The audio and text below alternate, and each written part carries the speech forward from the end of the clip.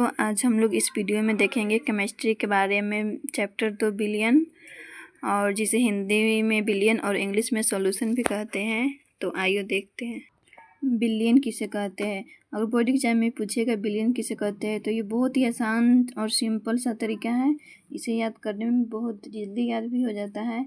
Billion दो या दो से अधिक पदार्थों के समांगी मिश्रण को बिलियन कहते हैं। अगर जैसे में लिखना होगा तो जल व नमक, पीतल, जिंक व निकेल का मिश्रण यू कोष्ठ में दे देंगे, जर्मन सिल्वर, कांसा।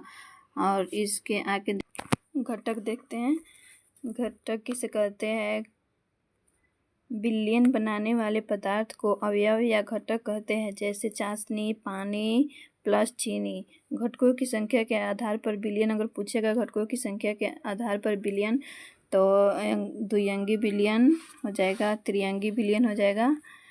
और द्विअंगी बिलियन किसे कहते हैं? यह दो पदार्थों का समांगी मिश्रण होता है। त्रिअंगी बिलियन यह तीन पदार्थों की समांगी मिश्रण होता है।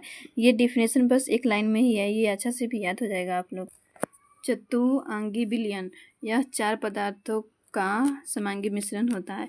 बिलियन और बिलियन, इसका डिफिनेशन बहुत ही आसान है और इसमें अंतर भी पूछ सकता है। विलायक और बिलियन में अंतर भी पूछ सकता है, तो आप ऐसे भी दे सकते हैं या चिन्ह पार के भी दे सकते हैं। विलायक बिलियन के वे घटक जिसकी मात्रा अधिक होता है विलायक कहलाता है। जैसे हो जाएगा, इसे ए से भी सूचित किया जा सकता है। बिलियन के वे घटक जिसकी मात्रा अधिक हो उसे विलायक कहते हैं। विलय किसे कहते हैं? बिलियन का वह घटक जिसकी मात्रा कम होती है विलय कहलाता है। इसे बी से सूचित किया जा सकता है। बिलियन को उनके अवयव के आधार पर बिलियन का प्रकार। बिलियन को तीन प्रकारों में विभाजित किया गया है, गैसीय बिलियन, द्रव बिलियन, ठोस बिलियन। और इसका सूत्र हो जाएगा G + G, G + L, G + S। और द्रव बिलियन का हो जाएगा L + G, L + L, L + S। और ठोस बिलियन का हो जाएगा S + G, S + L, S + S। बिलियनों का प्रकार पूछेगा तो पीछे बताए हैं उसे भी बता सकते हैं या फिर ऐसे भी दे सकते हैं। और बिल्य है तो बिल्य का ठोस भी हो सकता है। सामान्य उदाहरण ये हो गया, इसको देखिए, ये सामान्य उदाहरण भी हो गया। बिलियन में बिल्य की मात्रा के आधार पर बिलियन निम्न प्रकार के होते हैं: सांद्र बिलियन, तनु बिलियन, संतृप्त बिलियन, असंतृप्त बिलियन, अतिसंतृप्त बिलियन भी होता है, वो आगे है। इसमें सांद्र बिलियन देखते हैं। वह बिलियन जिसमें बिल्य की मात्रा अधिक होती है सांद्र बिलियन कहलाती है। तनु बिलियन किसे कहते हैं? वे बिलियन जिनमें बिल्य की मात्रा विलायक के तुलना में बहुत कम होती है तनु बिलियन कहलाती है। संतृप्त बिलियन वह बिलियन जो किसी निश्चित ताप पर बिल्य की और अधिक मात्रा नहीं घोली जा सकती संतृप्त बिलियन कहलाती है। इससे बिल्य तथा विलायक के बीच साम्य होती है। और असंतृप्त बिलियन देखते हैं। असंतृप्त बिलियन वह बिलियन जिसमें बिल्य की और अधिक मात्रा घोली जा सकती है असंतृप्त बिलियन कहलाती है। सांद्र और तनु बिलियन संतृप्त बिलियन होती है। आप भी चाहे तो यहाँ तक भी याद कर सकते हैं, लेकिन ज़्यादा अच्छा रहेगा पूरा याद करें।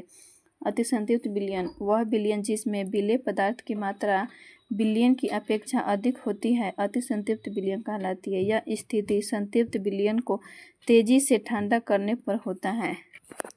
और इसका उदाहरण ऐसे भी दे सकते हैं। ये सांद्र बिलियन का चित्र हो गया, ये तनु बिलियन, ये संतृप्त बिलियन का, ये असंतृप्त बिलियन, अतिसंतृप्त बिलियन। ऐसे याद रखिएगा कि सांद्र बिलियन में बस थोड़ा थोड़ा कण, छोटा छोटा, बहुत ही छोटा छोटा कण होता है, वो भी बहुत कम मात्रा में।